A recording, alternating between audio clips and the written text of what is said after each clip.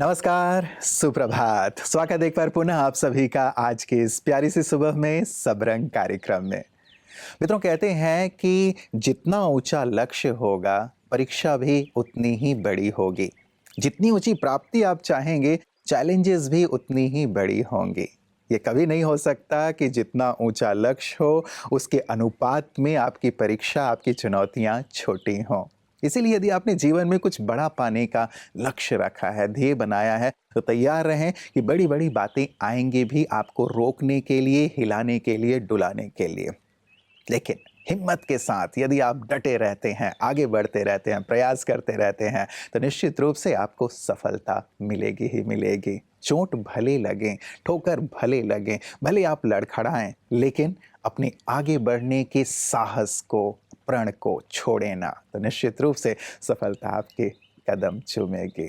तो निरंतर आगे बढ़ते रहने के संकल्प के साथ आइए चलते हैं आज के सुंदर सुहाग की ओर।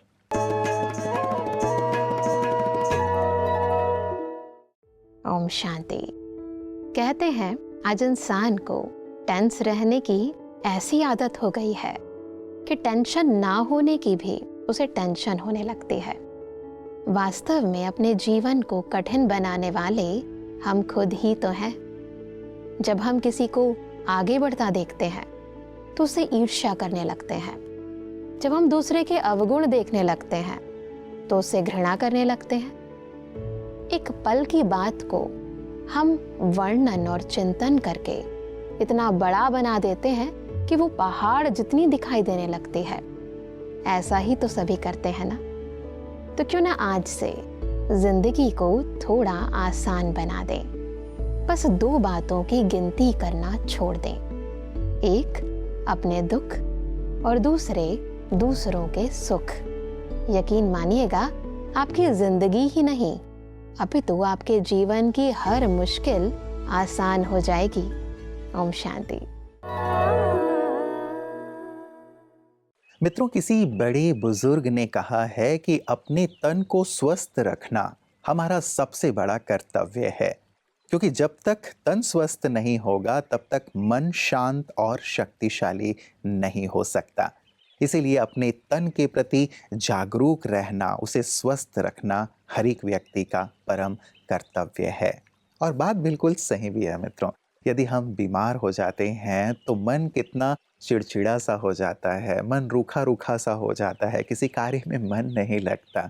इसीलिए हम अपनी तरफ से पूरा प्रयास करें कि हम अपने आप को तंदुरुस्त रखेंगे, और हमारा भी यही प्रयास प्रतिदिन रहता है। और यही कारण है कि हम प्रतिदिन आपके लिए लेकर आते हैं आपकी सेहत आपके हाथ, जिसमें प्रतिदिन कुछ ना कुछ नई बातें आपके लिए होती हैं। आइए देखें आज आपके लिए क्या खास है।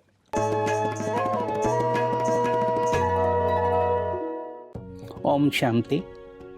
आज के एपिसोड में हम जानेंगे जो एडिक्शंस होते हैं, चाहे तंबाकू का, अल्कोहल का या किसी भी वस्तु का, उसका इमोशनल या साइकोलॉजिकल फैक्टर क्या रहते हैं। तंबाकू, अल्कोहल व्यक्ति तभी लेता है जब वो अपने आप से बचने की कोशिश करता है, अपने आप को सेफ रखने की कोशिश करता है, अपने को प्रोटेक्ट करने की कोशिश करता है। जो वो बोल नहीं पाता वो अल्कोहल के बाद बोल पाता है, एक्सप्रेस कर पाता है। तो नॉन एक्सप्रेसिव पर्सनालिटी में ये ज़्यादा कॉमन रहता है। और हैबिट अगर सबकॉन्शियस माइंड में रिकॉर्ड हो जाती है तो वो उसकी एडिक्शन बन जाता है। न चाहते हुए भी उसको वो प्रोडक्ट को लेना पड़ता है। और बॉडी में जो न्यूरोट्रांसमीटर निकलते हैं उसके कारण भी वो इन चीज़ों का आदी हो जाता है। अब हम क्या करें? एक तो है कि बचपन से जो हमारे प्रोग्राम गए हुए हैं हमारे अंदर, जो हमारे संस्कार बन गए हैं, सबकॉन्शियस माइंड बन गया है, जो मेजर रोल प्ले करता है, तो उसमें हमें नए प्रोग्राम डालने पड़ेंगे। जो हमारे नेगेटिव प्रोग्राम्स हैं उसको रिप्लेस करना पड़ेगा। तो रिप्लेस करने के लिए रोज़ मुझे अपने को दिन में 3-4 बार पॉजिटिव अफर्मेशन देने पड़ेंगे। जिस समय वो मेरा नेगेटिव प्रोग्राम ओपन हो रहा है, उस समय मैं अपने को कहूँगा मैं अपनी ज़िंदगी को अच्छी तरह खुशी से बिता रहा हूँ, हैप्पीनेस मेरे साथ चल रहा है। जब हम खुश रहते हैं तो हमारे हैप्पी हार्मोन्स निकलते हैं और उसके कारण ये जो नेगेटिव हैबिट्स हैं, डोपामीन और सेरोटोनिन जिसकी लेवल कम हो जाती है, वो बेटर होने लगती है। दूसरा, हम अपने को प्यार करें, लव करें और हर काम को खुशी से करें। तीसरा, हर चीज़ को एंजॉय करें, छोटी छोटी बातों को भी लेकर हम एंजॉय करें। कुछ अपनी क्रिएटिविटी को अपनाएं, जैसे डांस है, म्यूज़िक है, सिंगिंग है, पेंटिंग है, इन सब को हम अपने लाइफ में डालें तो पॉजिटिव लाइफ स्टाइल हमारी इन नेगेटिव एडिक्शंस को कम करती जाती है। आइए हम खुश रहें, स्वस्थ रहें और ठीक रहें। मित्रों, मन की शांति एक शक्ति है और मन की अशांति दुर्बलता है। मन की शांति की शक्ति हमें अच्छे मार्ग पर चलने के लिए प्रेरित करती है, शक्ति देती है, जबकि मन की अशांति हमें बुरे रास्ते की ओर धकेल देती है। यही कारण है कि मन की शांति के लिए हर एक व्यक्ति प्रयासरत रहता है और आध्यात्म ही वो जरिया है जिसके माध्यम से मन को शांत भी किया जा सकता है, शक्तिशाली भी किया जा सकता है। और जब कभी हम आध्यात्मिक लोगों के संपर्क में आते हैं, आध्यात्मिक परिवेश में आते हैं, इस मन की शांति को बहुत सहजता से अनुभव कर पाते हैं। और यही अनुभव करते हैं हमारे विशिष्ट जन भी, जब कभी वो ब्रह्मा कुमारी के प्रांगण में आते हैं, ब्रह्मा कुमारी बहनों के संपर्क में आते हैं। उनके इन्हीं सुंदर अनुभवों को हम प्रतिदिन सुनते हैं विशिष्ट की बातें विशेष में। ये जो मेडिटेशन की जो इम्पोर्टेंस है स्पिरिचुअलिटी में, ताकि हमारा संस्कार परिवर्तन हो, हमारी कर्मेंद्रियां कंट्रोल में हो, हमें परमात्मा की अनुभूति मिले, बिल्कुल, तो ये सब के लिए मेडिटेशन बहुत कारगर है। आप उसको कैसे, how will you define it? Meditation is a master की which unlocks all the problems of life. There are so many problems, but the solution is one, and that is meditation, meditation, meditation. Meditation. जीवन की समस्याएं अनेक हैं, लेकिन समाधान एक ही है और वो है ध्यान, ध्यान और ध्यान। बीमारियां अनेक हैं, औषधि एक ही है, ध्यान, ध्यान और ध्यान। लेकिन ध्यान जो है वो स्वयं के साथ जुड़ने के लिए, लेकिन जब मुझे समाज के साथ जुड़ना है तब उसके लिए मुझे प्रेम में जीना होगा। तो सदगुरुओं में दो पंख देते हैं, एक है भीतर के साथ जुड़ने के लिए, स्वयं के साथ जुड़ने के लिए ध्यान का पंख, और अन्य से जुड़ने के लिए, समाज से जुड़ने के लिए प्रेम का पंख। और जब दोनों पंख हमें मिल जाते हैं तो हम ये विराट अस्तित्व के आकाश में मुक्तगामी यात्रा कर सकते हैं। तो मुक्त गगन के मस्त पंखी हम बन सकते हैं। तो कोई भी सदगुरु किसी से शत्रुता नहीं सिखाता, लेकिन कुछ पाने के लिए कुछ छोड़ने की तुम्हारी तैयारी तो होनी ही चाहिए। सत्य मुफ्त नहीं मिलता, सत्य के लिए कीमत चुकानी पड़ती है। सुकरात ने चुकाई, मीरा ने चुकाई, कबीर ने चुकाई, और तुम कहते हो कि मुझे मुफ्त में मिल जाए, तो उसके लिए तुम्हारी तैयारी होनी चाहिए। कृष्ण की गीता में यही है कि कृष्ण के साथ जब अर्जुन के साथ दोनों का संवाद होता है तो पहले अध्याय में वो विषाद योग में है, बिल्कुल कंफ्यूज्ड है, धीरे धीरे क्लैरिटी आती है। देखो आप, फिर 11वें अध्याय में उसने विराट को देख लिया, कृष्ण को, कि मैं जिसको मित्र समझता हूँ वो तो स्वयं साक्षात परमात्मा है। फिर वो कहता है 18वें अध्याय में कि स्मृतिर नष्टो मोहा स्मृतिर लब्धा, अब मैं तुम्हारी शरण में आता हूँ, मेरे सब संशय नष्ट हो गए। तो सभी संशय नष्ट हो सकते हैं सबके जीवन में, लेकिन उसके लिए तुम्हें कीमत चुकाने की तैयारी होनी चाहिए। आप यहाँ आए, क्या एक्सपीरियंस रहा आपका? बहुत ही सुंदर, ये बहुत विराट इंस्टीट्यूशन है और बहुत पवित्रता इसके बेस में है।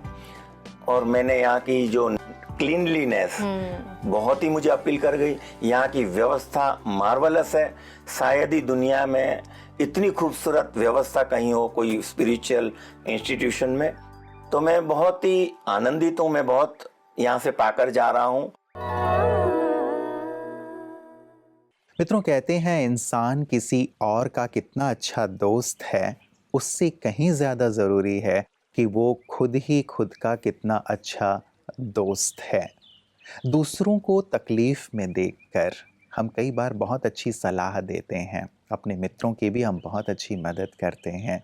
लेकिन जब कभी हमारे सामने कोई बात आती है, तो हम खुद ही विचलित हो जाते हैं, ऊपर नीचे होने लगते हैं, क्योंकि हम खुद ही खुद के दोस्त बन के खुद को मोटिवेट नहीं करते, खुद को प्रेरित नहीं करते, खुद ही खुद के साथ नहीं बैठते। इसलिए एक चीज़ हम ज़रूर अपने जीवन में अंडरलाइन करके चलें मित्रों, कि सबके सहयोगी बने, सबके मित्र रहें, लेकिन सबसे पहले अपने मित्र बने, अपने आप को मोटिवेट करें, अपने आप को आगे बढ़ाएं, अपने आप को निराशा से ऊपर उठाएं। और ये कार्य कैसे सहज सरल हो सकता है, खुद के मित्र बनना, खुद से बात करना, खुद को मोटिवेट करना, यही सिखा रही हैं ब्रह्मा कुमारी बहनें आध्यात्म के माध्यम से। आइए देखें उनकी इन्हीं सुंदर सेवाओं को।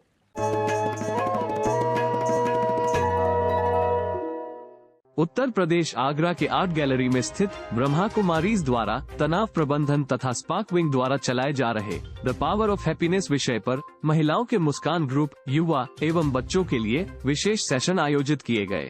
आगरा म्यूजियम से बी.के. संगीता बहन, बी.के. मधु बहन और बी.के. गीता बहन उपस्थित थे। वीडियो शो के माध्यम से सभी को stress free life through meditation विषय पर समझाया गया। बी.के. संगीता बहन ने बताया कि कैसे हम मेडिटेशन के द्वारा अपना जीवन स्ट्रेस फ्री बना सकते हैं। कार्यक्रम में कई एक्टिविटीज भी कराई गई। मुस्कान ग्रुप के सदस्यों ने कार्यक्रम की प्रशंसा की और राजयोग शिविर के लिए माउंट आबू जाने का संकल्प भी लिया।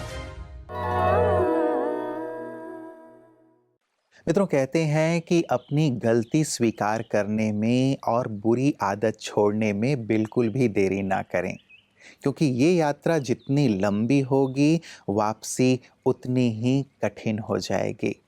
कई बार हम अपनी ही गलतियों पर पर्दा डालते रहते हैं कि ऐसा तो होता है ना, ऐसा तो चलता है ना, ये आदत तो और भी कईयों की है, ठीक हो जाएगा, बदल जाएगा।